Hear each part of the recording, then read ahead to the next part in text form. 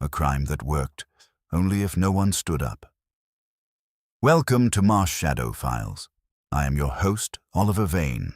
Drop where you're watching from below. Your presence means a lot. Let's begin. By 1:30, I had portable food that was not contemptible, though Fritz made it plain with his eyebrows that civilization had suffered a setback.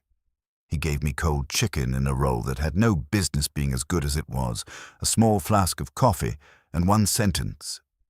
"If you drip on the car, Archie, I will remember it when next you ask for mercy." "I live by grace and side dishes," I told him. "You live by provocation." That was true enough. I took my coat and hat and got as far as the stoop before Wolfe's voice came from the office behind me, raised just enough to carry. "Mr. Goodwin." I went back. He was where I had left him, at a mountain that had reconsidered erosion. "Yes, sir." "Do not permit Mr. Breen to use anger as a substitute for information. I'll ask him to sign a pledge. And if Miss Vane is absent, discover why before you discover anything else. Because the person who begins the motion in a room does not usually leave it unless removed, frightened, or diverted by design." "Got it.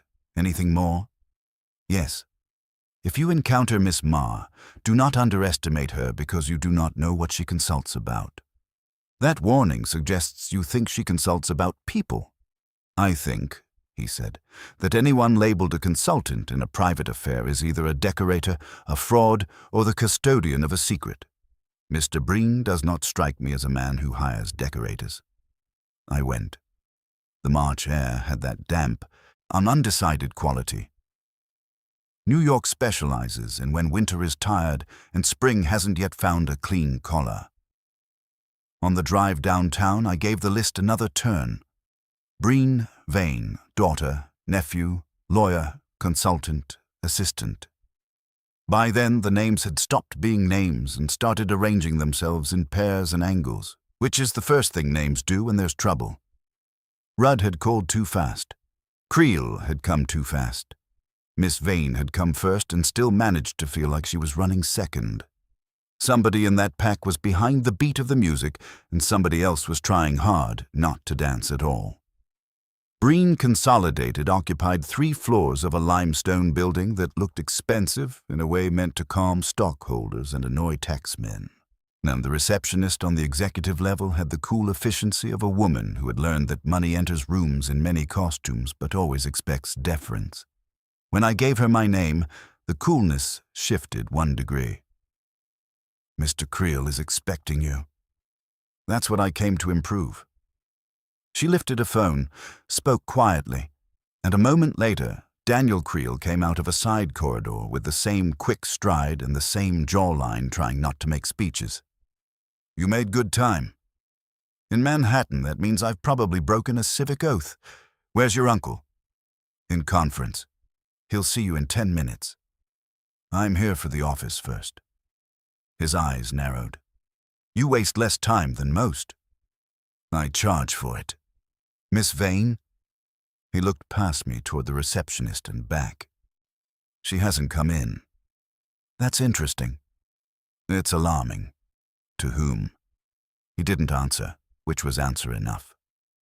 He led me down a corridor lined with framed maps, photographs of ships, and one portrait of Anton Breen looking as if the painter had tried to capture force of will and accidentally recorded constipation. At the far end was Breen's private office, and if money has a smell apart from old leather and polished wood, that room had it. It was large without vulgarity, the sort of room where deals might be made to rescue nations or break cousins, depending on luncheon arrangements. Windows along one wall looked over Lower Manhattan. The desk was broad enough to land aircraft on.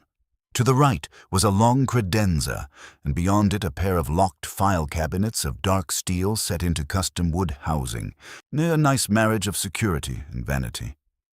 Creel crossed to them. That's where it was. "Which drawer?" He pointed. "Top left. My uncle keeps the key on him." "Who knew that?" "All of us." "Meaning the 6 in the room?" "Yes." "Plus your uncle's valet, barber, priest and enemies. His mouth twitched in spite of himself. No, valet. Plenty of enemies. I moved around without touching anything at first. Office rooms talk if you let them, and they don't do it with language. They do it with traffic patterns, habits, distances, the placement of chairs, the kind of disorder that isn't disorder at all but routine with a name scrubbed off it. The guest chairs in front of the desk had been moved often. One nearer the window had a faint scrape on the floor where it had angled farther than the rest. It was as if someone had pulled aside from the conference line to watch the room rather than join it. There was a brass wastebasket, empty now. There were no notepads lying out, no loose pencils, no paper knife. Breen liked surfaces disciplined. "Who found it missing?" I asked. "My uncle, Monday morning." "And when had he last seen it?" "Saturday night. He locked it himself." "Did he say so before or after accusing you?" "Before." "That helps him a little." I opened my notebook. "Describe Saturday. Everybody seated where?" He did it well, quick and exact. Breen behind the desk, Liza at the chair nearest the window, Rudd opposite her, Evelyn Marr slightly off to the side by the credenza, Clara Vane with her shorthand book at the smaller side table, Daniel himself leaning, according to his uncle's later criticism, instead of sitting. Noel Barrow had come in only after, to bring a typed copy for review. "Leaning where?" "Near that cabinet." I looked at the cabinet again. "Close enough to try a key?" "No. My uncle had the key in his hand only once." "When?" "When he unlocked the drawer to check a prior memorandum and compare figures." "And all of you saw him do it?" "Yes." "So if someone wanted an impression of the key or simply the knowledge that he was nervous enough to check the file during the meeting, they got it for free." Creel watched me. "That's what you think this is? Planned in the room?" "I think almost everything worth stealing gets stolen before the hand moves." The door opened behind us. A woman came in, stopped, and let her gaze pass over Creel before coming to rest on me. She was in her late 20s, dark-haired, self-possessed, and dressed with the kind of expensive restraint that announces breeding to fools and indifference to smart people. Liza Breen, no question. "You're Mr. Goodwin." "I have been accused of it." "My cousin said Nero Wolfe sent you." "He did." Her eyes went to the cabinet, then to Daniel. "Has Clara been found?" "No," Creel said. That was the first sincere thing in the room, and she heard it too. Her face didn't break, but something in it drew in tighter. "She would not simply stay away," she said. "People do surprising things when memorandum fever sets in," I told her. "No." She shook her head once. "She wouldn't." I took a step toward her. "Miss Breen, who in this office would be most relieved if Clara Vane failed to appear today?" She looked at me for perhaps 2 seconds too long. "Peter Rudd," she said. From the corridor came a man's voice, clipped and sharp. "I object to that." He entered without waiting to be invited, trim and silver-haired and polished, like an argument prepared in advance. Peter Rudd. He had the look of a lawyer who billed for pauses. He gave me one glance, then the others. "Anton will see no one for another 15 minutes, and since Mr. Goodwin is here, perhaps we may avoid further melodrama." "That depends," I said, "on whether the facts are dramatic or merely expensive." His eyes chilled. "Miss Vane has overreached. I warned her not to." Liza turned on him. "You warned her?"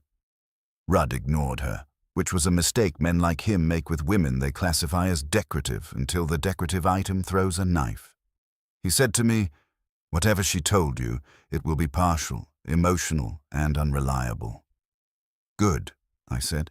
"And I hate starting with the whole truth. It leaves nowhere to go." Before he could answer, the receptionist's voice came over the intercom on Breen's desk, thin with strain. "Mr. Rudd, there are 2 detectives here asking for Miss Vane. They say it's urgent."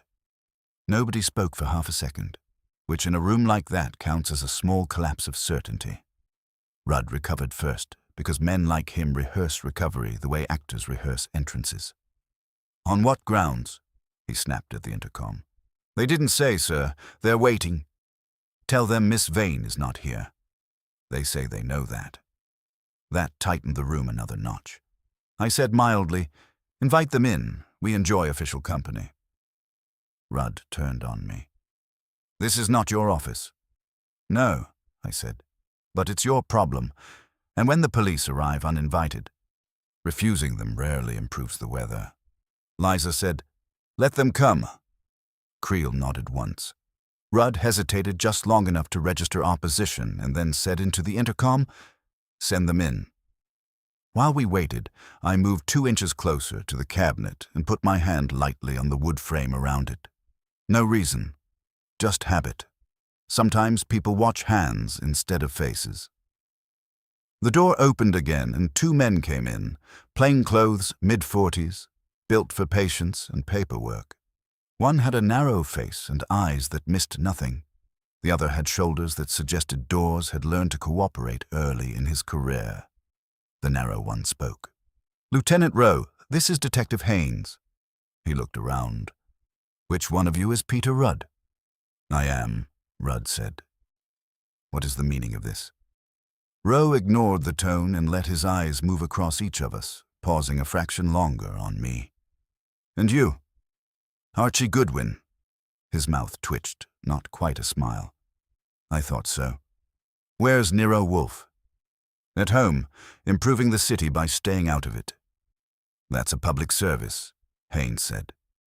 Rowe returned to business. "We're looking for Clara Vane." "So are we," I told him. "If you find her first, send a postcard."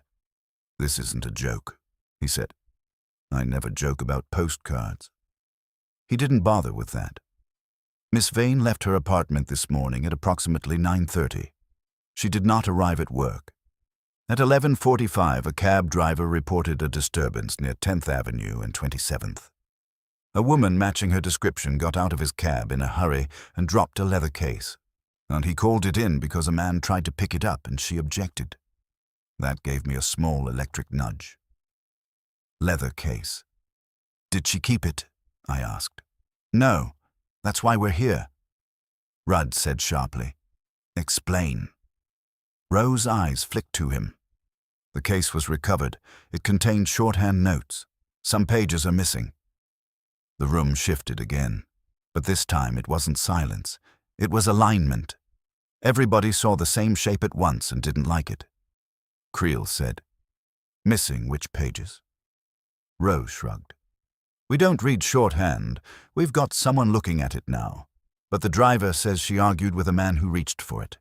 He described him as well-dressed, early 50s, grey hair, precise speech." All eyes went to Rudd. He didn't flinch. "That describes half this building."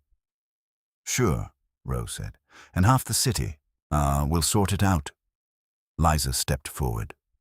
"Was she hurt?" "Not that we know of. She left on foot. The man didn't follow. The driver thought it was a domestic argument." "It wasn't," Liza said flatly. Rowe studied her. "You know her well?" "Yes." "Then maybe you can tell me why someone would want her notes." Rudd cut in. "Because she's been behaving irresponsibly with confidential material." I said, "Lieutenant, Miss Vane came to see us this morning about a missing memorandum from this office." That landed harder than anything else had. Rowe's gaze snapped back to me. "Missing what?" "A memorandum dictated Saturday night by Mr. Breen. Locked file, gone Monday." Rowe looked at the cabinet. "Anybody report that?" "No," Rudd said, "because it is a private corporate matter." Rowe nodded once, or the way a man does when someone hands him a reason to be interested. "Not anymore, it isn't." He stepped to the cabinet. "Open it." Rudd stiffened. "On what authority?" "On mine, until someone higher tells me I'm wrong." Creel said quietly, "Open it." For a second I thought Rudd might refuse just to maintain posture, but calculation won. "Anton has the key." "Then we'll wait for Anton," Rowe said. "Meanwhile, we'll talk." He turned to me. Goodwin, you said Miss Vane came to you. Yes. What did she want? To prevent something worse than theft. That's a big umbrella. She had 6 people under it. Rowe's eyes sharpened. Names. I gave them one by one.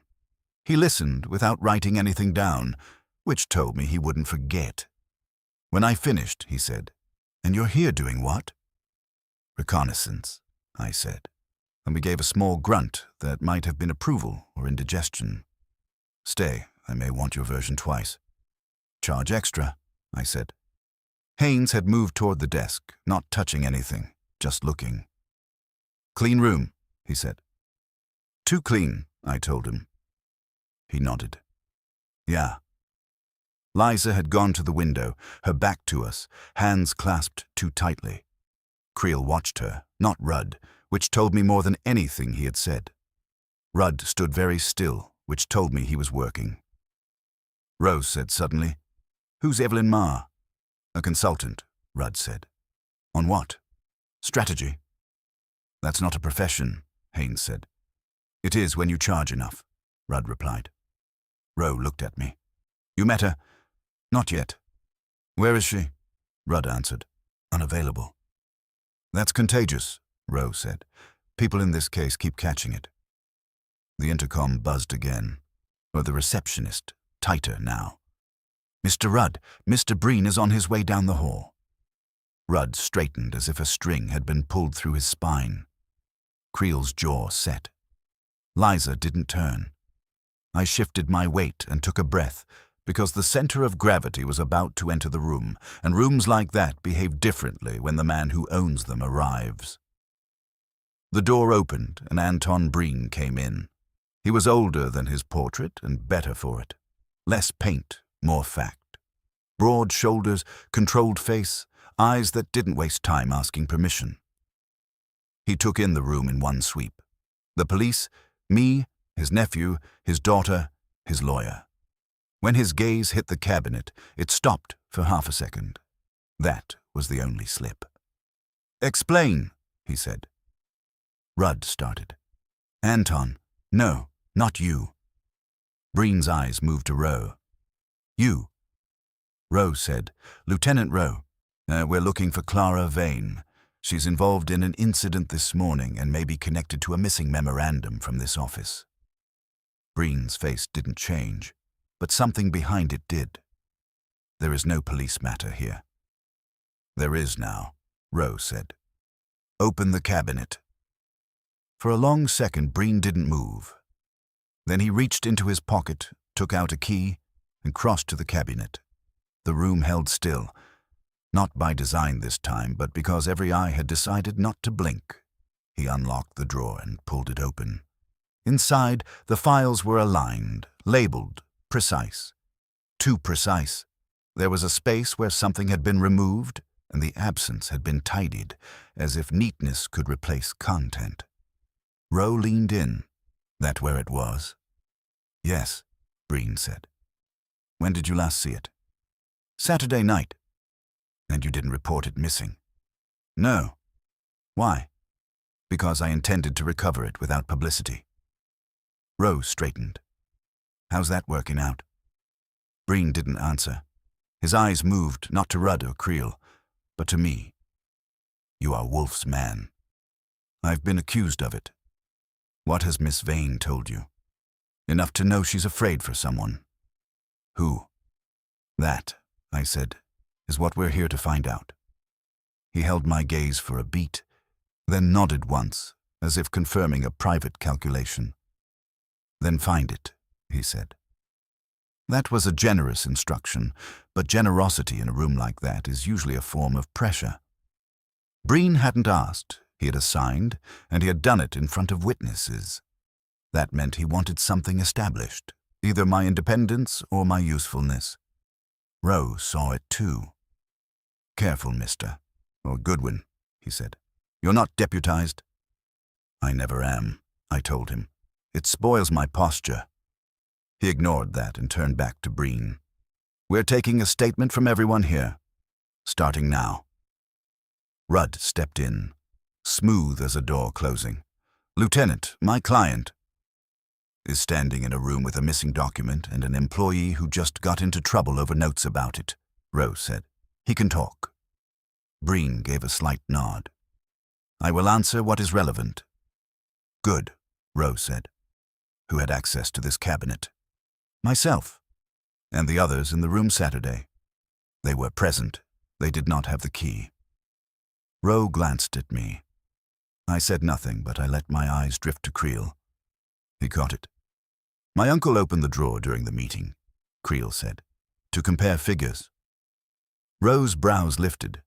So everyone saw the contents. Not precisely, Rudd cut in. No one examined the memorandum. Did anyone read it? Rowe asked. Silence. Then Liza, still by the window, said quietly, Yes. Every head turned. Breen's voice was controlled. You did. She faced him. You handed it to me. That was for a moment. It was enough. Rowe nodded slowly. What did it say? She didn't answer at once. I watched her, not her face, but her hands. They had relaxed. That was new. It outlined an arrangement, she said finally. A restructuring. It would shift ownership of certain assets through intermediaries. Legal? Rowe asked. Yes, she said. Then, after a beat, but misleading, Rudd said sharply. That is an interpretation. It's the truth, she said without heat. Rowe looked at Breen. You want to explain that? No, Breen said. So that was a mistake. Not because he refused, but because he refused too cleanly.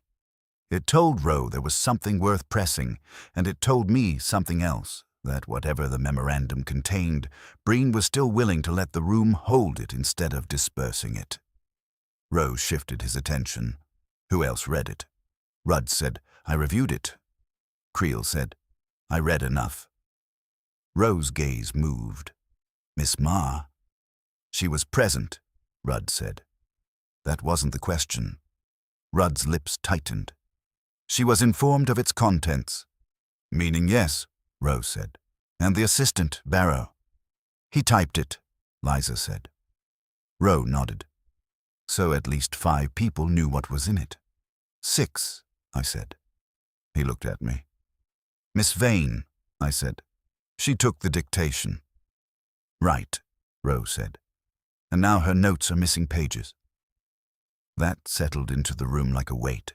Oh, I said, Lieutenant, the cab driver said a man tried to take the case from her. Yeah. And she objected. Yeah. Then the missing pages weren't lost. They were taken. That's our working thought, Rowe said. Meaning someone knew exactly which pages to take. Meaning someone knew what was on them, he agreed. I let that sit for a second, then turned to Breen. How many pages was the memorandum? 4. And Miss Vane's shorthand? Longer. Then whoever took pages from her case didn't need the whole memo. They needed a part of it. Rudd said, Speculation. Of course, I said.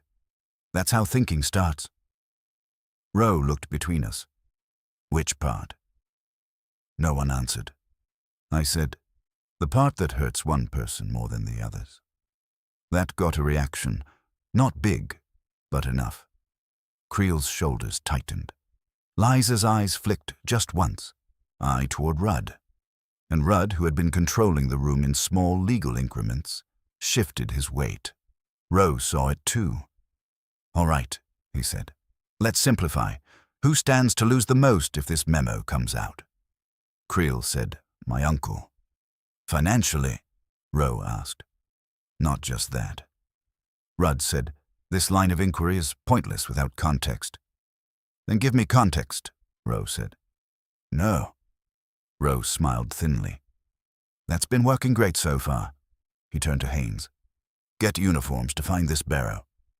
Haynes nodded and stepped out. I moved a little closer to the desk, picked up a paperweight and set it down again. Breen watched me. You're not touching anything useful, he said. Not yet, I told him. But I'm getting acquainted. With what? with how careful you are. That is not a secret. No, I said, but it's relevant. Rose said, relevant to what? To the fact that this room is too clean, I said. Haynes had said it first, but repeating a good idea never hurt. Roe looked around again. Meaning, I said. If someone removed a document from that drawer without a key, they would have disturbed something. A file edge, a tab, a pattern. But everything here is aligned like a parade. Rudd said, because Mr. Breen maintains order. Sure, I said, but not instantly, not without noticing. I looked at Breen. When you found the memo missing Monday morning, was the drawer this neat? He hesitated. Not long, but enough. No, he said. Who opened it before you did? No one. Then who straightened it? He didn't answer. Rose's voice hardened. That's a question. Breen said, I did. After you found it missing? Yes. Why? To eliminate confusion. I nodded. You tidied the absence. That is a ridiculous phrase. It's an accurate one, I said. Rose said, so you altered the scene. Breen's eyes flashed. There was no scene. There is now, Rose said, and you just admitted to changing it. Rudd stepped in again. Lieutenant, save it, Rose said. I said, Lieutenant, that helps us. How? It means the theft didn't happen the way it looks now. Rose studied me. Go on. If the drawer was disturbed and then reset, then whoever took the memo didn't bother to cover their tracks. Mr. Breen did that for them. That's not what Breen began. It is what you did, I said. You erased the first clue. Silence again, but this time it wasn't uncertainty. It was resistance. Liza spoke very quietly. Well, why would you do that? Breen turned to her. Because I knew who had taken it. That hit harder than anything yet. Rose said, You did? Yes. Who? Breen looked at Creel. Creel didn't move. No. You argued with me, Breen said. You opposed the arrangement. You had motive. That's not proof. It was enough. For you, Creel said. Not for anyone else. Rose said. And now? Breen's gaze shifted just slightly. Now I'm less certain. Why? I asked. Because if Daniel had taken it, he would not have returned it partially through Miss Vane's notes. That was clean logic. I liked it. Roe nodded slowly. So we're back to someone else. Yes, Breen said. And you still don't want to tell me what was in it? No. Roe sighed. All right, then I'll find out the long way. He looked at me. Goodwin, if Wolfe's in this, and I want to know what he's thinking. Get in line, I said. So do I. The intercom buzzed again, sharper now. The receptionist sounded almost breathless. Mr. Breen, Mr. Barrow is here. He says he needs to speak with you immediately. He looks upset. Roe said, Send him in. The door opened, and Noel Barrow came in fast, pale, and carrying something in his hand. It took me half a second to recognize it. A torn sheet of paper, covered in tight, slanted shorthand, and smeared with what looked very much like blood. Barrow stopped just inside the door as if the room itself had weight, his eyes jumping from face to face until they landed on Breen and stayed there. I found this, he said. His voice was thin, stretched too tight. He held the paper out, but not toward anyone in particular, just away from himself, as if it might burn him if he kept it too close. Roe moved first. Don't touch it, he said to everyone else, and stepped forward. Give it here. Barrow hesitated, then handed it over. His fingers were trembling, not wildly, but enough to show that whatever had happened had gotten past his habits. Roe took the page carefully, holding it by the edge. Where did you find it? Roe asked. In the stairwell, Barrow said. Between floors. Near the service exit. Which floor? Third, just below this one. Rowe nodded and glanced at Haynes, who had come back in behind Barrow without being noticed. Get someone to seal that stairwell. Haynes left again without comment. I moved closer, just enough to see the page. The shorthand was tight and professional. No wasted strokes. The smear cut across the middle diagonally, and darkening toward one edge. Blood? I said. Rowe didn't answer immediately. He bent slightly, examining it. Looks like it, he said finally. We'll confirm. Barrow said. There was more. Every head turned. More what? Rowe asked. Pages, I think. But they weren't there when I went back. You left them. Rowe's tone sharpened. I didn't know what I was looking at, Barrow said quickly. I saw this one. It was on the landing, and I picked it up. Then I realized what it might be, so I came up here. How long between seeing it and coming here? 2 minutes, maybe less. And when you went back, they were gone. That landed clean. Someone had been close enough to retrieve the rest within minutes. I said, Did you see anyone on the stairs? No. Anyone in the corridor? No. Rose said, You sure? Barrow swallowed. There might have been someone near the elevator when I got off, but I didn't look closely. Man or woman? I don't know. That's not helpful, Rose said. Barrow nodded miserably. I know. I shifted my attention to Breen. He hadn't moved, but his focus was absolute, fixed on the page in Rose's hand. Recognize it? I asked. Yes, he said.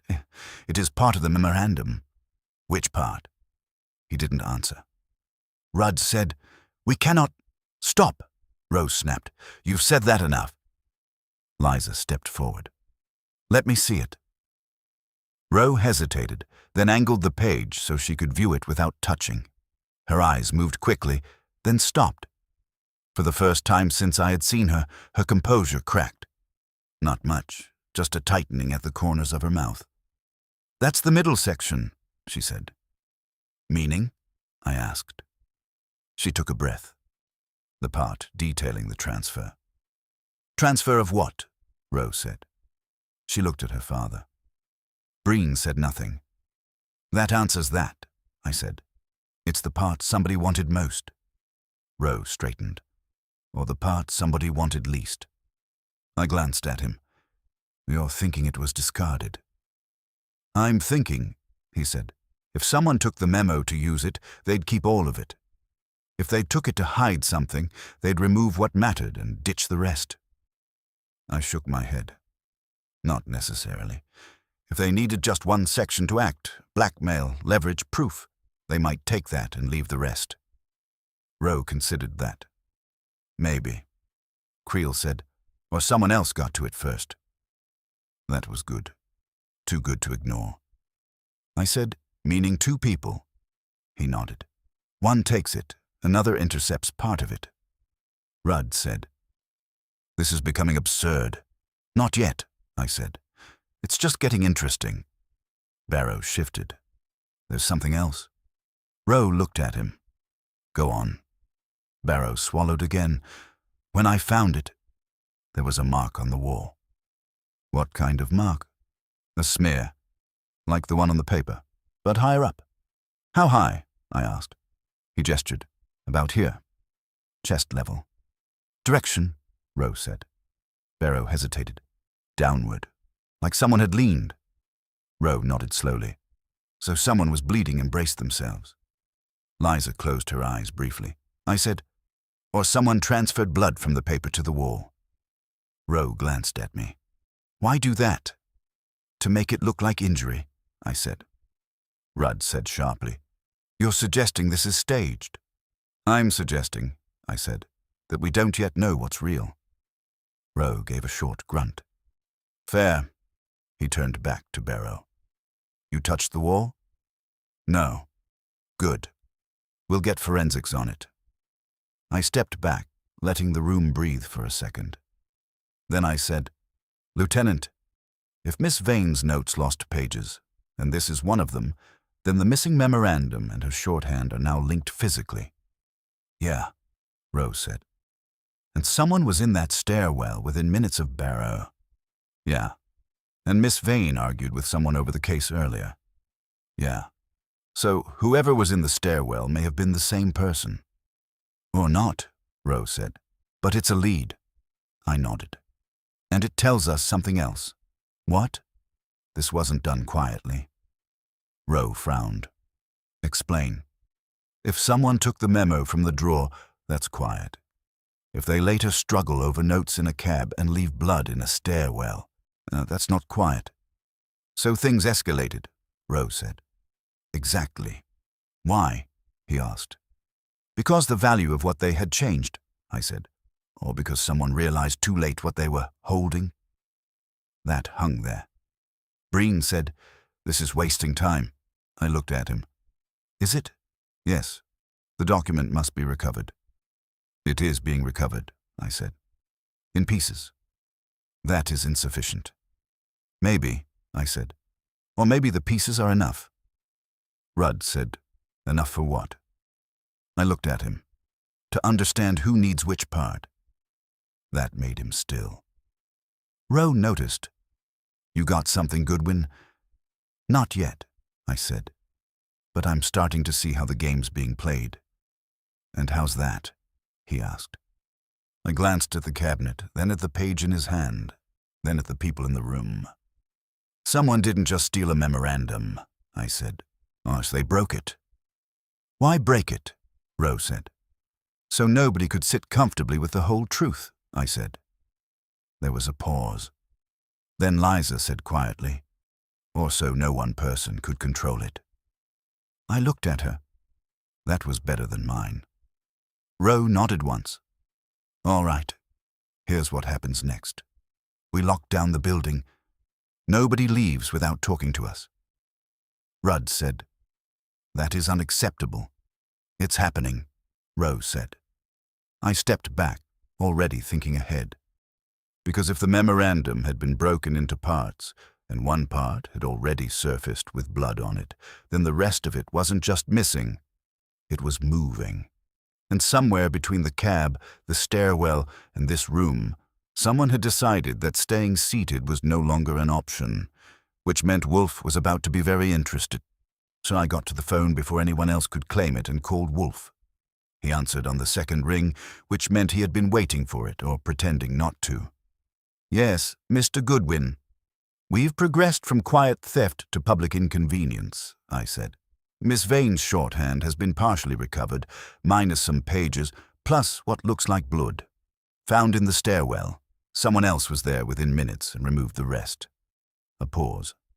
Not long, but full. Describe the room, he said. Crowded and increasingly honest. Breen, daughter, nephew, lawyer, assistant, and 2 policemen who don't like being excluded. Miss Marr. Absent. Miss Vane. Also absent, but more actively. And the memorandum. Still missing, but now in fragments. Which fragment has appeared? The middle section, according to the daughter. The transfer details. Another pause.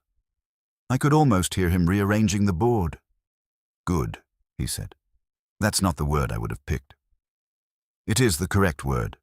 The middle is always the least stable position. Meaning. Meaning whoever holds the beginning or the end now has leverage. Assuming they know what they have. They will. I glanced around the room. Rowe was speaking quietly to Haynes near the door. Rudd had drawn Breen aside, but wasn't getting far. Liza stood near the desk, watching everything. Creel had moved closer to Barrow, asking something low. Wolfe, I said, this isn't just about the memo anymore. Someone fought over it or staged a fight. Yes. And someone retrieved pages from the stairwell almost immediately. Yes. So either we have one very careful thief correcting a mistake, or 2 people interfering with each other. Or more, he said. That's encouraging. Who found the page? Barrow. Observe him. I am. He's pale but not theatrical. Good. He may be useful. I shifted my weight. Rose locking down the building. As he should. You want Saul? Not yet. You're enjoying this. I am correcting an insult, he said. Right. The seating arrangement. Precisely. Report any movement. I'll do better than that, I said. I'll cause some. I hung up. Rowe looked at me. Wolfe got a theory. He has a chair, I said. The theory's on its way. That's comforting, he said. It should be. I turned to Barrow. Walk me through it again. He blinked. What? The stairwell. Slowly this time. He swallowed. I came up from lunch. I usually take the stairs from the second to avoid the elevator. When I got to the landing between 2 and 3, I saw the paper. It was on the step near the wall. Facing up or down? Up. So visible. Yes. And the smear. Across it. Did you notice the wall then? No, not at first. When did you? When I picked up the page. I saw the mark. Same color? Yes. Fresh? I think so. Meaning? It hadn't dried completely. That was something. How long do you think it had been there? I don't know. Minutes? Not long. I nodded. And you didn't hear anything before you found it? No. No footsteps? Doors? No. I turned to Rowe. The stairwell has how many exits? 2 per floor, he said. So whoever was there had options. Yeah. I nodded and went to Creel. You argued with your uncle Saturday. Yes. About the arrangement? Yes. You wanted to stop it? Yes. Did you talk to anyone about it afterward? No. Not even Miss Vane? He hesitated. No. That hesitation cost you, I said. I didn't discuss details, he said. But she knew I opposed it. Everyone knew that. Yes. I moved to Liza. You read the memo? Yes. You called it misleading? Yes. Did you say that Saturday? No? Why not? She looked at me steadily. Because I wasn't sure I understood it. And now I am. And you don't like it? No. Did you talk to Miss Vane about it? Yes. When? Sunday. Where? At my apartment. Anyone else present? No. What did you tell her? That the arrangement would hurt someone who didn't deserve it. Who? She hesitated. I waited. Finally, she said, me. That shifted the center again. I nodded. How? It would transfer control of certain assets out of my name. To whom? She didn't answer. I said, Miss Breen, if you don't answer, someone else will answer incorrectly. She looked at her father. He said nothing. She said, to a trust. Controlled by? Silence. Rudd said, this is confidential. Everything here is confidential, I said. That's the problem. Rose stepped in. Answer. Liza said, controlled by Mr. Rudd. That hit clean and hard. Rudd's face didn't change, but the air around him did. That is a gross simplification, he said. Is it false? I asked. It is incomplete. Good, I said. We like incomplete. It means there's more to find. I turned back to Breen, that you were moving assets out of your daughter's control into a trust managed by your lawyer. It was a protective measure, he said. For whom? I asked. For the company. Not for her. No. Did she consent? No. That explains the argument, I said. Creel said, and my objection. Yes, I said, but it doesn't explain the theft. Rose said, or the blood. I nodded. Right. I moved back toward the cabinet and looked at the empty space again. Wolfe's right, I said. Rowe glanced at me. About what? This isn't just theft. It's arrangement.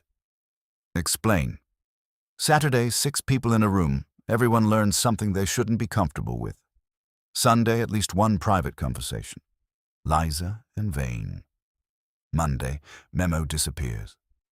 Today, Vane is attacked or staged as attacked. Her notes are split. Ye and someone retrieves part of them almost immediately. Rowe nodded slowly. So it's been moving step by step? Yes. Toward what? I looked at the page in his hand. Toward control, I said. Of what? He asked. Of who knows what, I said. He considered that. Meaning someone doesn't just want the memo, he said. They want to control how it's revealed. Exactly. And breaking it into parts does that. Yes. He looked around the room. So who benefits from that?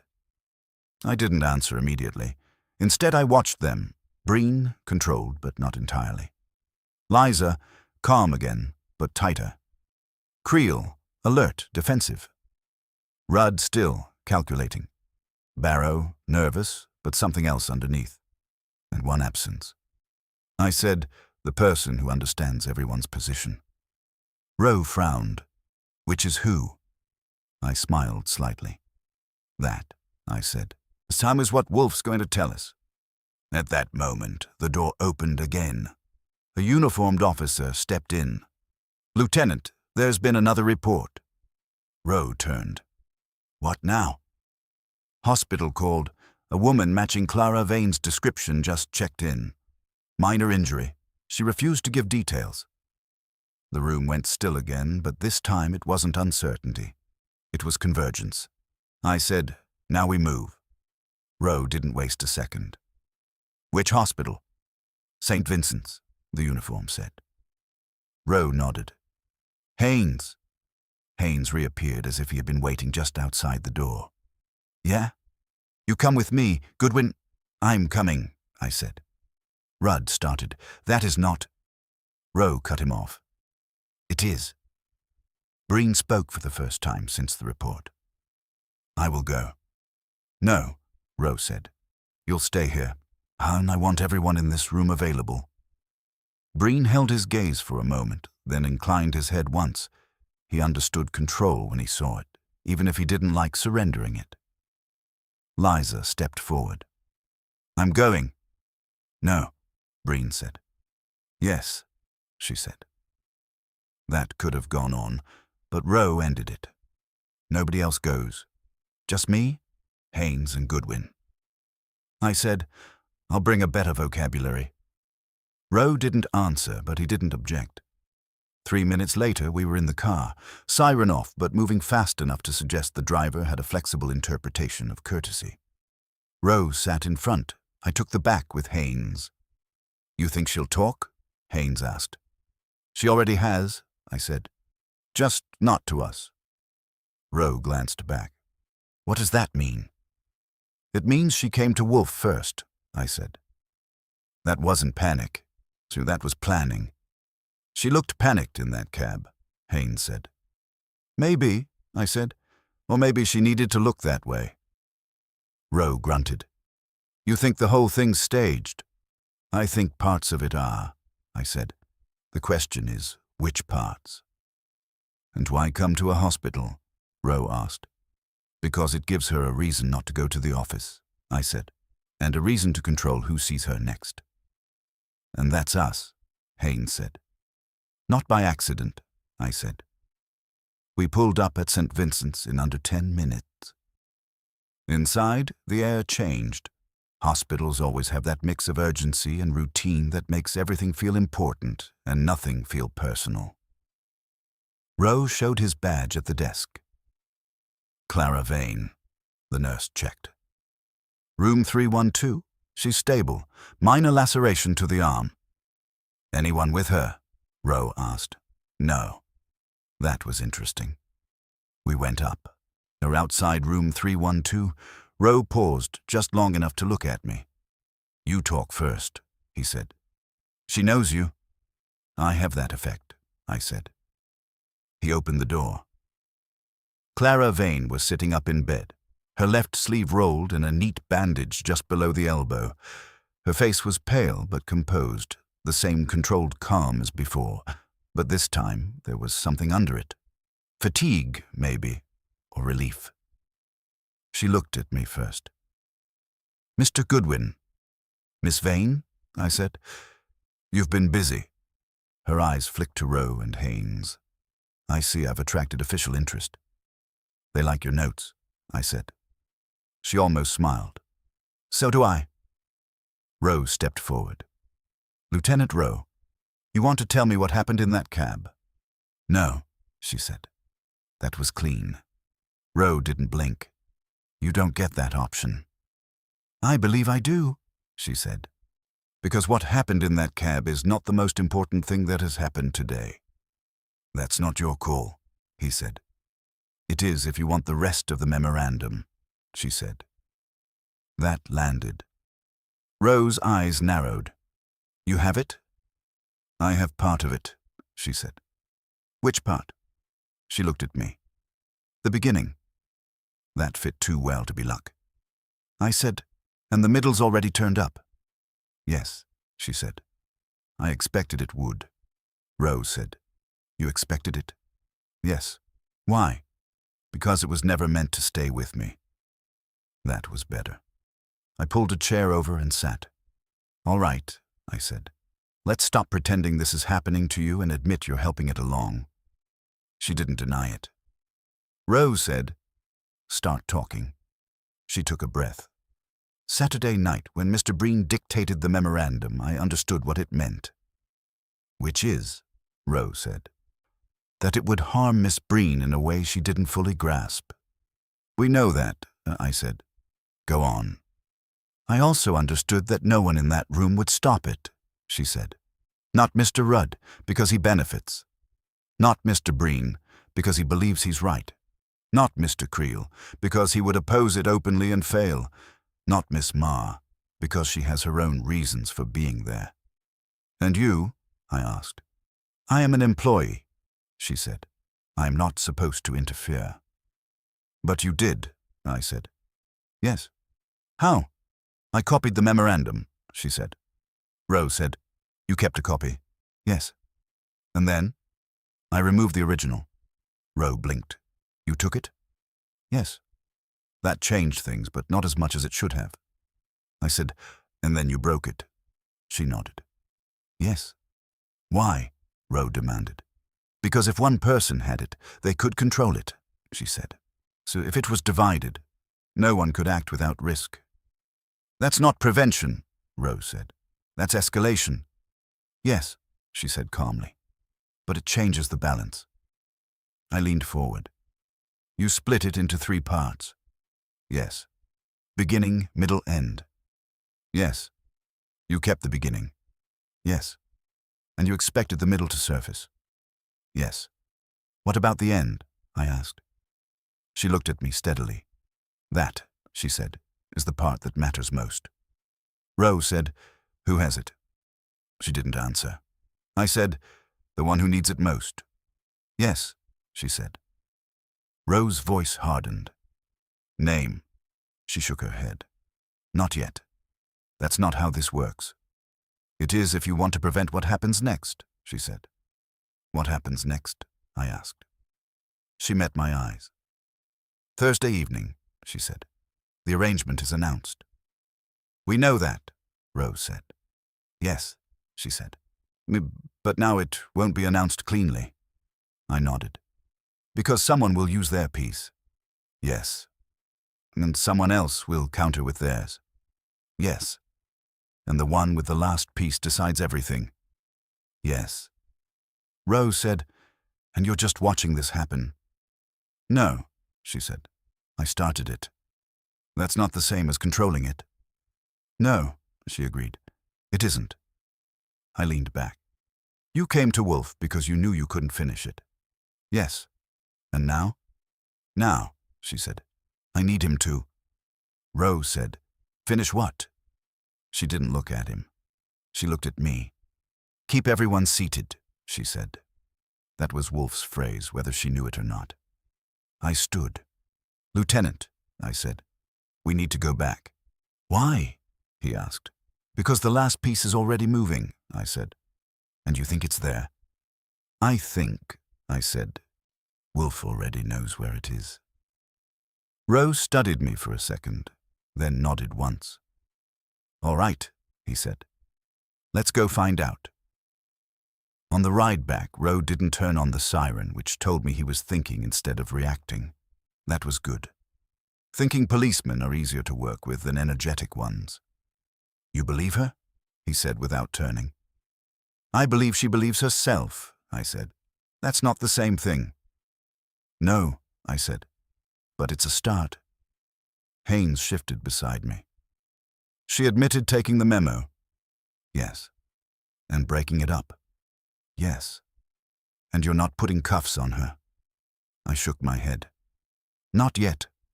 "Why not?" Roe asked.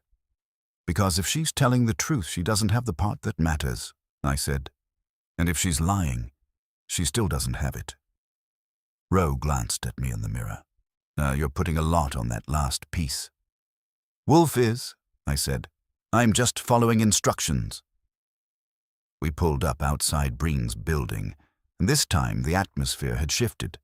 2 uniforms were at the entrance, and the receptionist upstairs had lost her composure entirely. "Lieutenant," she said as we stepped off the elevator. "Mr. Rudd left." Roe stopped. "When?" "5 minutes ago. He said he had a prior engagement." Roe's jaw tightened. "Who let him go?" "He insisted. He said, 'I don't care what he said,'" Roe snapped.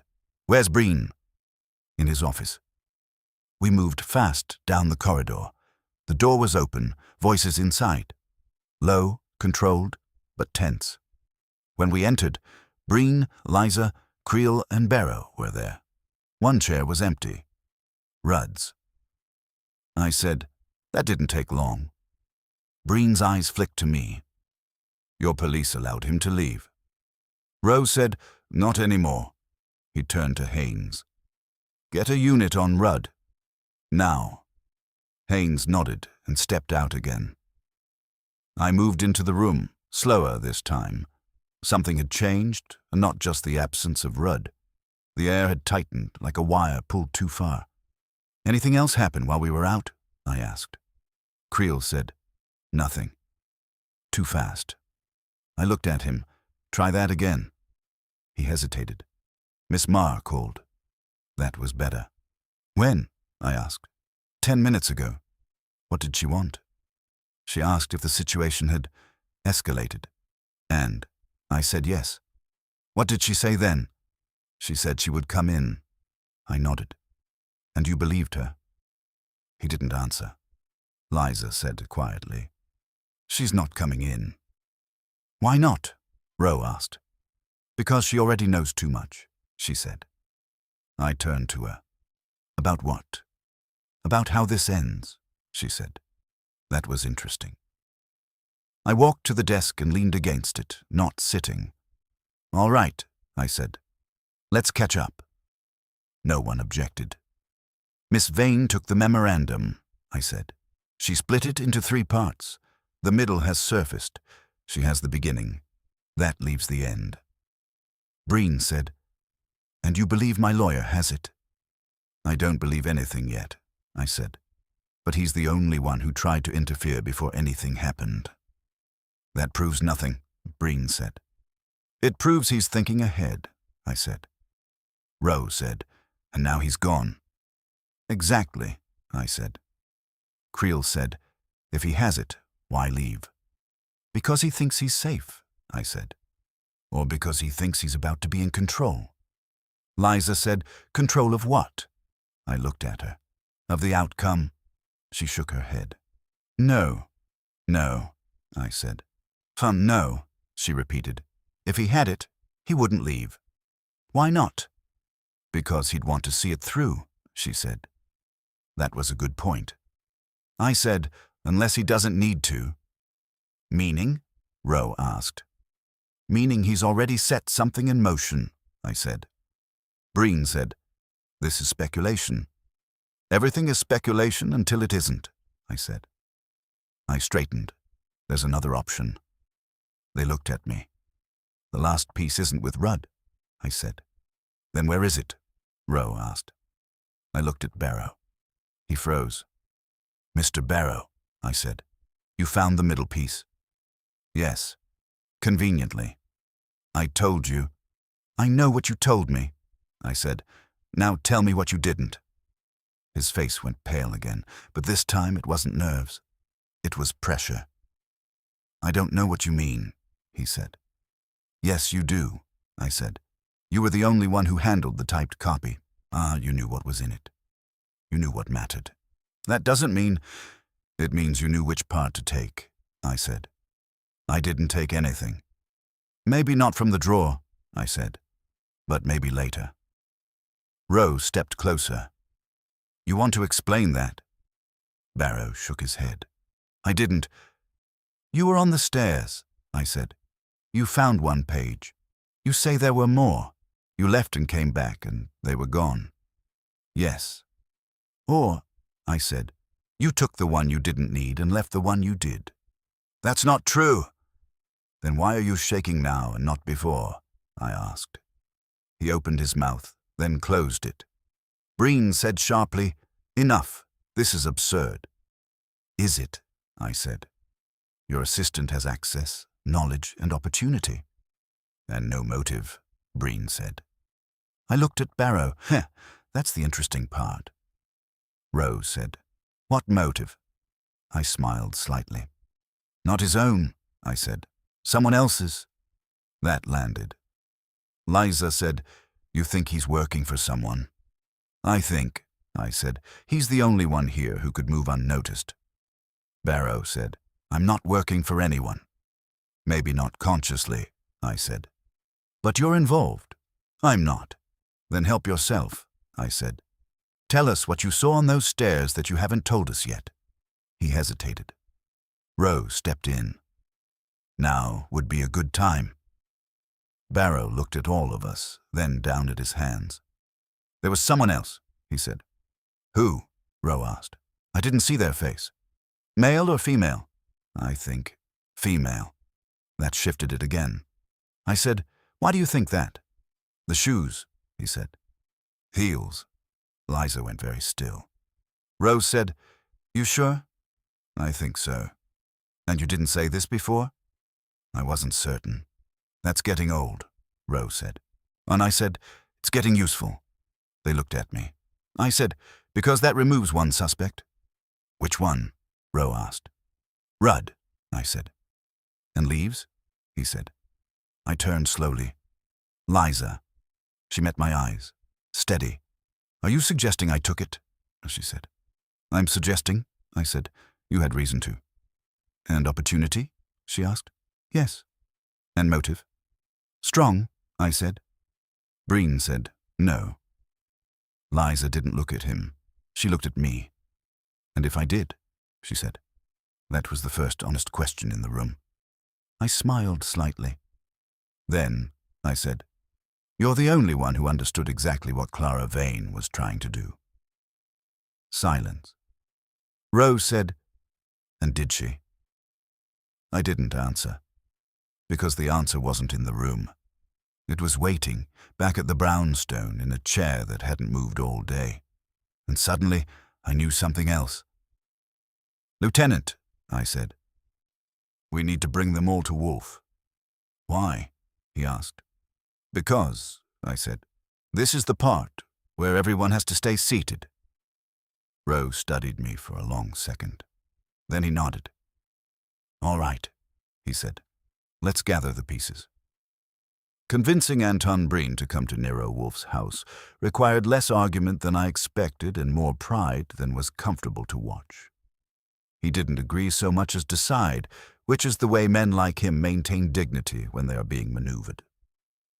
Rowe made it simpler by informing him that anyone declining the invitation would be escorted to a less comfortable room with fewer chairs and more questions. By the time we assembled in the brownstone, Breen, Liza, Creel, Barrow, and Lieutenant Rowe with Haynes at his shoulder, it was a little past 6. Fritz had arranged chairs in Wolfe's office with the precision of a man setting a table for a diplomatic incident.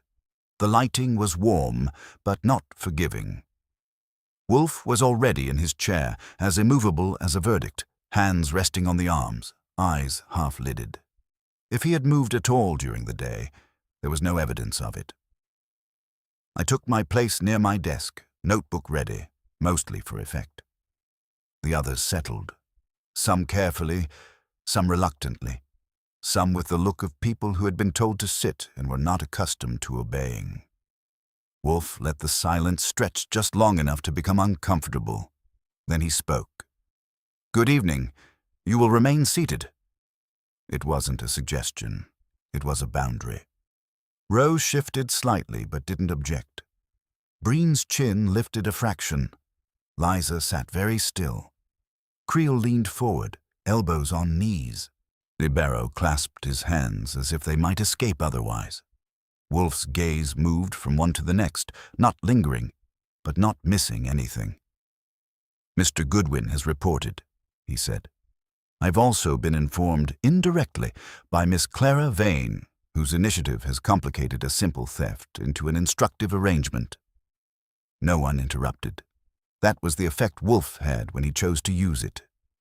"You were 6 in a room," he continued. "A memorandum was dictated, 4 pages, containing the outline of a transfer of assets from Miss Liza Breen into a trust administered by Mr. Peter Rudd. This arrangement was legal, but designed to obscure its intent." Breen said, "That is your interpretation." Wolfe did not look at him. "It is a description," he went on. Miss Vane, recognizing the implications, removed the memorandum and divided it into 3 parts, beginning, middle, and end. Her purpose was to prevent unilateral action. In this, she succeeded. Rose said, "And caused everything else?" "Yes," Wolfe said.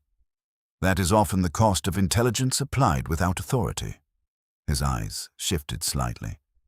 "The middle portion has appeared. The beginning is held by Miss Vane. The end," he paused, "is the decisive element." Silence. Wolfe continued, "Mr. Goodwin has suggested several candidates for its possession. Mr. Rudd, by virtue of his interest. Mr. Barrow, by virtue of his access. Miss Breen, by virtue of her motive." He lifted a finger slightly. "All incorrect." That landed hard. Rose said, "Then who has it?" Wolfe turned his head, finally fixing someone fully. "Mr. Daniel Creel." Creel froze. "That's absurd," he said. "No," Wolfe said. "It is precise. I didn't take it." "You did not take the original memorandum," Wolfe said. "You took the portion Miss Vane intended to keep from you." Creel's mouth opened, then closed. Wolfe continued, voice even. "On Sunday, Miss Breen informed Miss Vane that the arrangement would dispossess her. Miss Vane, seeking to prevent this, acted. She removed the document and divided it. However, she made one error." "What error?" Rowe asked. "She assumed that those who opposed the arrangement would remain passive," Wolfe said. "They did not." His eyes remained on Creel. "You confronted Miss Vane," Wolfe said. "Not openly, but with urgency. You demanded to know what she had done. She refused. You followed her this morning, observed her movements, and intercepted her at the cab." Creel shook his head. "No." "The cab driver described a man matching your general appearance," Wolfe said. "Not Mr. Rudd's, as initially supposed. The confusion arose from expectation, not observation." That hit. Rose said, "You were in that cab." Creel didn't answer. Wolfe went on, unhurried. "You attempted to take the case." Miss Vane resisted. "In the struggle, you obtained part of the contents, specifically the concluding section of the memorandum." "And the blood?" Rowe asked. "Miss Vane was injured during the struggle," Wolfe said. "Not gravely, but sufficiently to leave evidence." Creel said, "That doesn't prove anything." "No," Wolfe said. "Your subsequent behavior does." He shifted slightly in his chair. "You returned to the building," he said. "You realized that the document, now incomplete, could not be used as intended, and you required the remaining portions. You followed Miss Vane's assistant, Mr. Barrow, who had unknowingly recovered part of the discarded material." Barrow made a small sound. "You intercepted the remaining pages in the stairwell," Wolfe said. leaving one fragment behind, either through haste or calculation. Creel's face had gone pale. I didn't. You did, Wolfe said, and you retained the final portion. Rowe stepped forward. You want to hand it over now? Creel looked around the room, at Breen, at Liza, at me, and finally back at Wolfe. If I have it, he said, why would I give it to you? Wolfe's lips moved, not quite a smile. Because, he said, you do not understand what it contains. Creel hesitated. Wolfe continued, you believe it confirms your opposition. It does not. It implicates you. That struck. Creel stared. That's not true. It is, Wolfe said. The final section includes a contingency clause, one you overlooked. It transfers not only control of assets, but liability for certain prior transactions in which you were involved. Creel's composure cracked. You're lying. No, Wolfe said. I'm relieving you of an error. Silence again, but this time it was final. Rowe said quietly, you want to rethink your position? Creel's shoulders dropped just slightly. Slowly, he reached into his coat. Breen said, Daniel. Creel didn't look at him. He pulled out a folded sheet, held it, then handed it to Rowe. No one spoke. Wolfe closed his eyes briefly, as if concluding a minor calculation. It is, he said, always unwise to assume that breaking a truth reduces its power. It merely redistributes it. Rowe unfolded the page. Read, so then looked up. Well, he said, that answers that. Wolfe opened his eyes again. Yes, he said. It does. Rowe didn't rush it. He read the page again, slower this time, then folded it once and held it between his fingers as if testing its weight. Yeah, he said quietly. That's not something you want floating around in pieces. Creel didn't look at him. He was staring at the floor now, not defeated exactly, but recalculating in a smaller space. Breen said, What does it say? Rowe glanced at Wolfe. Wolfe inclined his head a fraction. You may inform him. Rowe looked back at the page. It says that if the transfer goes through, certain liabilities, previous transactions routed through subsidiary channels, become attached to the trust. He lifted his eyes. Transactions that were authorized, he added. By Daniel Creel. That settled it. Breen's face didn't collapse. It hardened. That was worse. You concealed this from me, he said. Creel's head came up. I didn't conceal anything. You approved those deals. I approved them, Breen said, under a structure that insulated the company. This, he gestured toward the page, transfers that exposure. Creel's mouth tightened. You were willing to shift everything else. Why not that? Because, Breen said, each word measured, I do not destroy my daughter to preserve your errors. That landed with more force than anything Wolfe had said. Liza flinched, not outwardly, but enough for me to see it. Creel let out a short breath. So that's it. You protect her, and I take the fall. You created the risk, Breen said. I expanded the business, Creel shot back. Not the same way you did. Not the same way, Breen said. Rowe cut in. Save it. This isn't a family conference. He turned to Creel. You interfered with Miss Vane, took part of a document and tried to control its use. That's enough for me to start with. Creel didn't resist when Haynes stepped closer. He didn't agree either. He just sat there, looking at the page as if it had betrayed him. I said, Lieutenant, you might want to include the attempted recovery in the stairwell.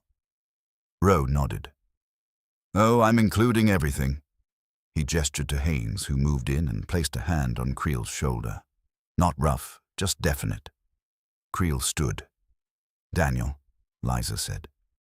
He looked at her. For a second, the calculation dropped and something else showed. Regret, maybe, or something like it. I thought I could fix it, he said. She didn't answer, and he nodded once, to himself more than anyone else, and went with Haynes. The door closed behind them. The room changed again, not quieter but emptier, in a way that made the remaining pieces more visible. Rowe turned back to Wolfe. "That leaves the rest of it." "Yes," Wolfe said. "Miss Vane's still holding the beginning," Rowe said. "Yes." "And the middle's been recovered?" "Yes." "So the document's whole again?" "No," Wolfe said. Rowe frowned. "No?" "It is complete," Wolfe said. "It is not whole." "That sounds like philosophy," Rowe said. "It is accuracy," Wolfe replied. "I said, he means the damage is already done." Rowe considered that. "Yeah." He looked at Breen. "What are you going to do?" Breen didn't answer immediately. He was looking at Liza now. Not the page, not the police, just her. "That depends," he said finally. On whether the arrangement proceeds." Liza said, "It won't." He turned to her. "You're certain?" "Yes." "Why?" "Because now everyone knows what it really is," she said. "That was always the case," Rudd's voice said from the doorway. We all turned. Peter Rudd stood there, composed as ever, as if leaving and returning had been part of his plan all along. Rowe's expression hardened. "You picked a bad time to reappear." Rudd stepped in. "On the contrary, I believe I've returned at precisely the correct moment." "Stay where you are," Rowe said. Rudd ignored him and addressed Wolfe. "Mr. Wolfe, you have clarified the situation admirably, but you have not concluded it." Wolfe regarded him without interest. "On the contrary, I have." "No," Rudd said. "You have identified the distribution of the document, so you have not addressed its purpose." "That is unnecessary," Wolfe said. "Is it?" Rudd said. "Because without it, you have only exposed a series of actions, not resolved their meaning." I said, "You're welcome to supply it." Rudd smiled slightly. "Very well." He turned to Breen. "Anton, the arrangement was never about your daughter." Liza stiffened. "It was about control," Rudd continued. "Stability. The company cannot survive the volatility introduced by recent expansions." "Daniel's expansions," Breen said. "Partially," Rudd said, "but also yours." "That is not relevant." "It is entirely relevant," Rudd said. "The trust was designed to consolidate authority." "At her expense," Liza said. "At everyone's benefit," Rudd replied. "That's not the same thing," I said. Rudd ignored me. "The memorandum was a blueprint. Its division has complicated matters, but not fundamentally altered them." "That depends," I said, "on who uses it." Rudd's eyes flicked to me. "Indeed." Wolfe spoke. "You're mistaken," he said. Rudd turned. "Am I?" "Yes," Wolfe said. "You assume that the arrangement's viability depends on secrecy. It does not. It depends on consent." Rudd's smile thinned. "Consent can be managed." "Not indefinitely," Wolfe said. "And you propose what?" Rudd asked. "That Miss Breen refuses," Wolfe said. Rudd looked at Liza. "And if she does?" "Then the arrangement fails," Wolfe said. "And the liabilities?" Rudd asked. Wolfe's eyes moved to Breen. "They remain where they belong," he said. Breen held his gaze, then nodded once. "Yes," he said. That was it. Not dramatic, not loud, just final. Rudd exhaled slowly. "Then you have chosen uncertainty." "No," Breen said. "I have chosen clarity." Rudd looked around the room, measuring the shift, and for the first time he seemed to recognize that he had lost something, not the argument, but the structure that supported it. Rowe said, "You're not leaving again." Rudd inclined his head. "I have no intention of doing so." "Good," Rowe said. "We'll have more questions." Rudd didn't object. Wolfe closed his eyes again. For him, that was the end. For the rest of us, it was the beginning of paperwork statements, and the slow unwinding of a situation that had been designed to keep everyone seated and had instead forced them all to move. I stayed where I was, watching it settle. Because in the brownstone, when Wolfe stops talking, the case is over, even if the consequences are just getting started. And the last of them left just after 8. Rowe took Creel and Rudd in separate directions, one under restraint, the other under promise, and Breen left with Liza beside him, not touching, not speaking, but no longer divided in the way they had been when they arrived. Barrow went last, looking as if he had narrowly escaped something he still didn't understand. That was probably accurate. When the door closed and the house settled back into itself, the silence returned the way it always did, without apology and without explanation. Fritz appeared in the doorway, surveyed the room and said, "Dinner is ready." Wolfe opened his eyes. At last. I moved to my desk, dropped into the chair and stretched my legs. "You could have let me know earlier," I said. "You were occupied," Wolfe said. "I was improvising," I said. There's a difference." "There is," he agreed. "Improvisation is what you do when you lack sufficient information. I prefer to acquire it." I grinned. "You had it early." "Yes." "How early?" "When Mr. Goodwin telephoned to report the appearance of the middle section," he said. "That fast?" "It was sufficient." I shook my head. "You didn't know who had which piece." "I did not need to," he said. "The distribution was inevitable." "Walk me through it," I said. "I like to admire the machinery after it runs." Wolfe shifted slightly in his chair, which for him counted as animation. "Miss Vane divided the memorandum to prevent control," he said. "That created 3 problems instead of 1. The middle section, being operational but incomplete, would surface first, either by accident or design." "That part I saw," I said.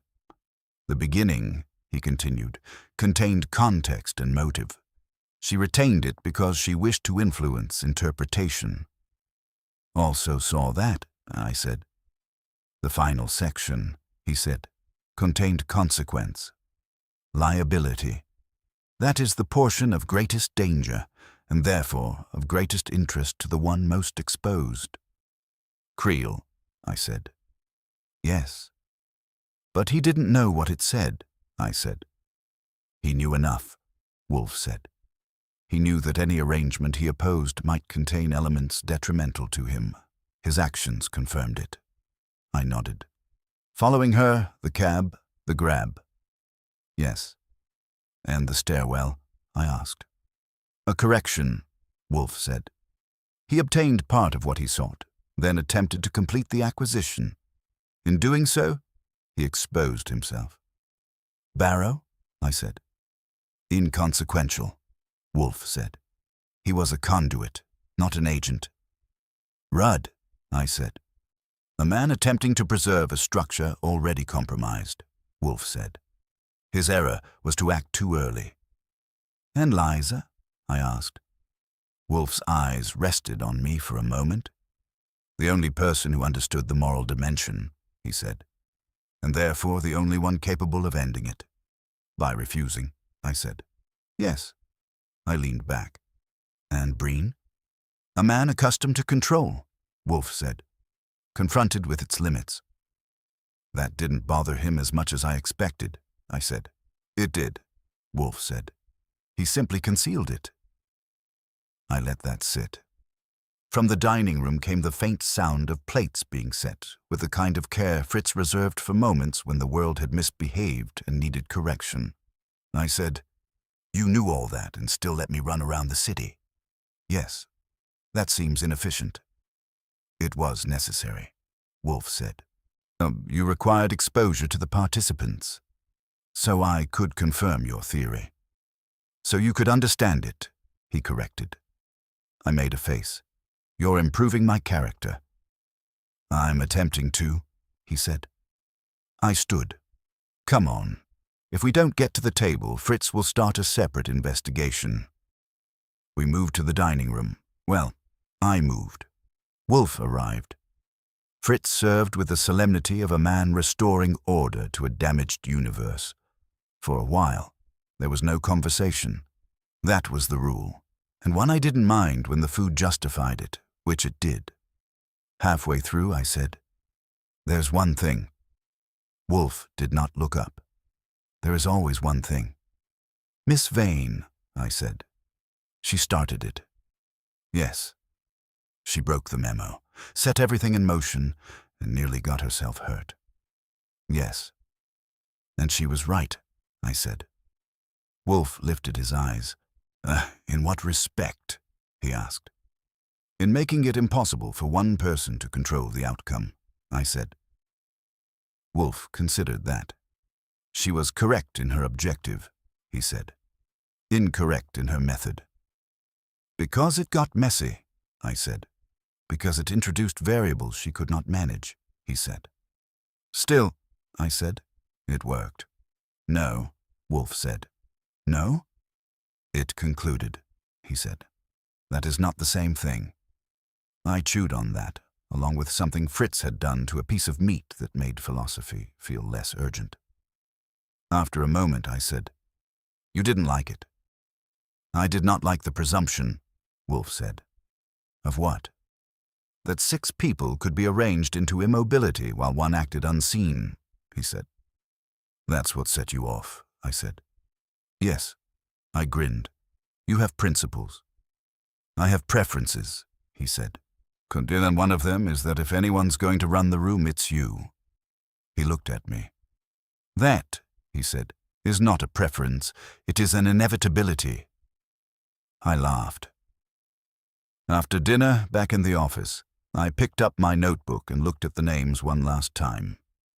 Breen, Vane, Liza, Creel, Rudd, Marr, Barrow. 7 people, 1 memorandum, 3 parts, and a plan that had required everyone to stay seated while it worked itself out. It hadn't held. It never does. I closed the notebook. Wolfe was already in his chair again, eyes half closed, the case finished, the world restored to something he could tolerate. "Wolfe," I said. "Yes." "If someone tried that again, same idea, different people, what would you do?"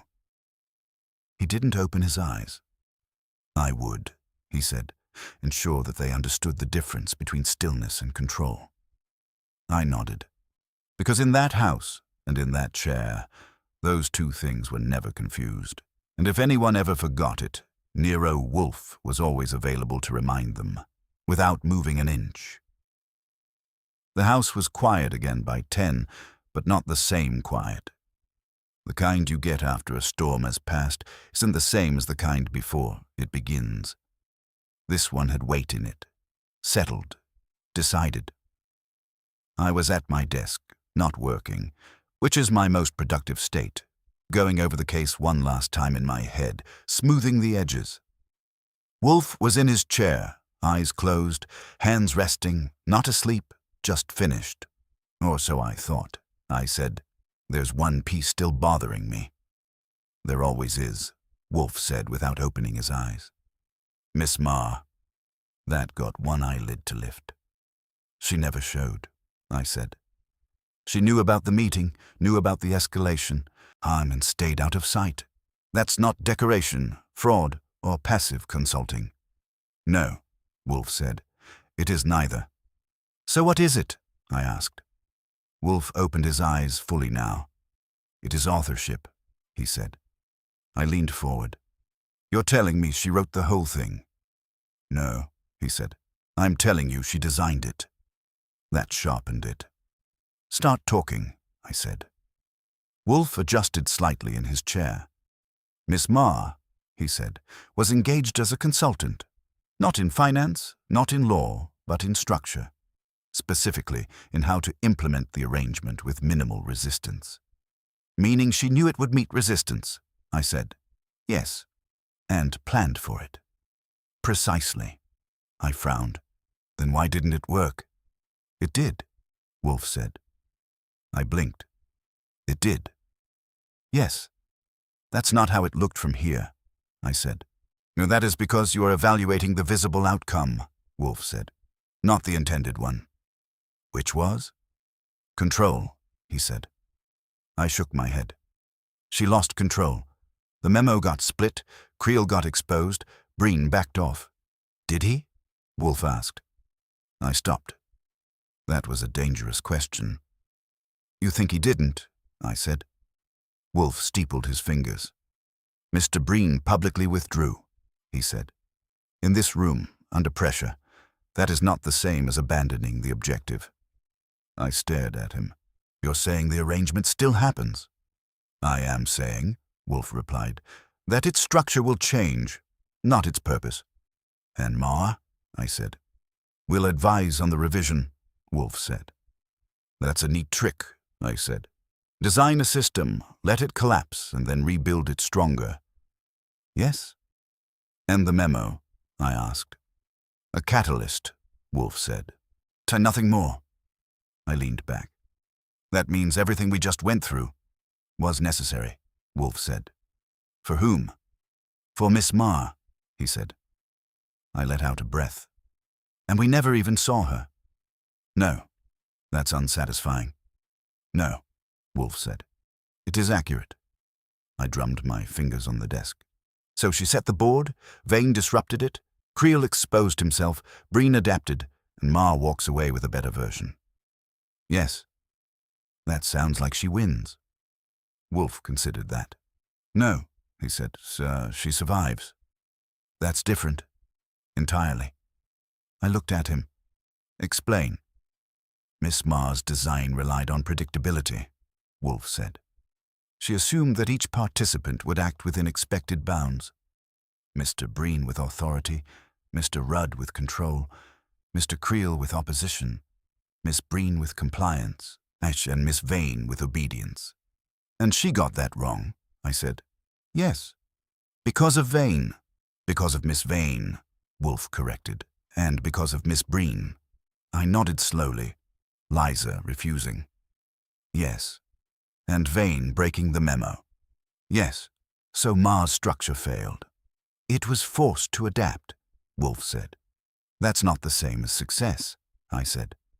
No, Wolfe agreed. It is not. I stood and crossed to the window, looking out at the streetlights and the slow traffic below. So what happens now? I asked. Mr. Breen will revise the arrangement, Wolfe said. He will retain control, but with concessions. Miss Breen will have leverage. Mr. Rudd will remain, but diminished. Mr. Creel will face consequences. And Miss Ma? I said. She will continue to advise, Wolfe said, but with greater caution. I turned back. And Vane? Wolfe's eyes rested on me. She will leave, he said. Leave? Yes. Why? Because she has already exceeded her role, Wolfe said, and because she understands that remaining would invite correction. I nodded slowly. That fit. She'll land somewhere else, I said. Yes. Probably somewhere that appreciates initiative. Or fears it, Wolfe said. I smiled. Same thing sometimes. He didn't disagree. I went back to my desk and picked up the notebook again, flipping it open to the list. 7 names. I drew a line through Creel, another through Rudd. Then paused. What about justice? I said. Wolfe looked at me. What about it? Did we get it? I asked. He considered that longer than usual. We achieved resolution, he said. That's not the same thing. No, he said. It is not. I closed the notebook. Still, I said. You kept everyone seated. Yes. That mattered to you. Yes. Why? Wolfe leaned back just slightly. Because, he said, when individuals attempt to control outcomes through concealment and manipulation, the first requirement of clarity is immobility. I raised an eyebrow. You're telling me the secret to justice is making people sit still. I'm telling you, he said, that movement obscures intention. I thought about that. About the cab, the stairwell, the missing pages, the shifting alliances. Yeah, I said. I can see that. He closed his eyes again. The case was over. Not because everything was perfect, but because everything that could be understood had been. I switched off the lamp on my desk. "Wolfe," I said. "Yes?" "Next time someone tries to run a situation like that, splitting things up, controlling the flow, yes? You going to let it play out again?" He didn't open his eyes. "No," he said. "Next time I will charge more." I grinned. That was Wolfe. Justice, philosophy, and appetite, all balanced in a chair he never had to leave. And me? I turned off the last light and headed upstairs. Because in that house, once everyone had been made to sit still long enough, the truth didn't just come out, it stayed put.